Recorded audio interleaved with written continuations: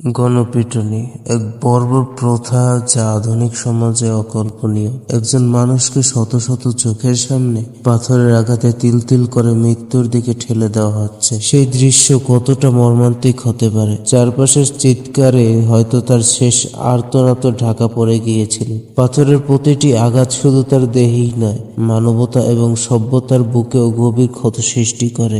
এই ধরনের হত্যাকাণ্ড কেবল একটি মানুষের জীবন কেড়ে নেয় না, বরং সমাজের নৈতিক অবক্ষয়কেও প্রকট করে তোলে। যখন আইনের শাসন উপেক্ষিত হয়, উন্মুক্ত জনতা বিচারকের আসনে বসে, তখন ন্যায় বিচার মুখ থুবড়ে পড়ে। এই ঘটনা সমাজের জন্য এক অশনি সংকেত, যা আমাদের মনে করিয়ে দেয় যে বর্বরতা এখনো আমাদের চারপাশে লার্কিং করছে এবং একে প্রতিরোধ করা আমাদের সকলের দায়িত্ব। কোরআনে পাকে সূরা মায়েদার আয়াত নাম্বার 32-এ আল্লাহ তাআলা উল্লেখ করেছেন, এই কারণে বনি ইসরাইলের উপর আমরা এই ফরমান লিখে দিয়েছিলাম যে, যে কেউ কাউকে হত্যা করলো সে যেন সমস্ত মানুষকে হত্যা করলো, আর যে কেউ কারোর জীবন রক্ষা করলো সে যেন সমস্ত মানুষের জীবন রক্ষা করলো। এই আয়াতটি জীবনের মূল্যকে অত্যন্ত উচ্চ স্থান দিয়েছে, অথচ সমাজের দিকে তাকালে মনে হয় মানুষের জীবনের কোনো মূল্যই নেই। হার মেনেছে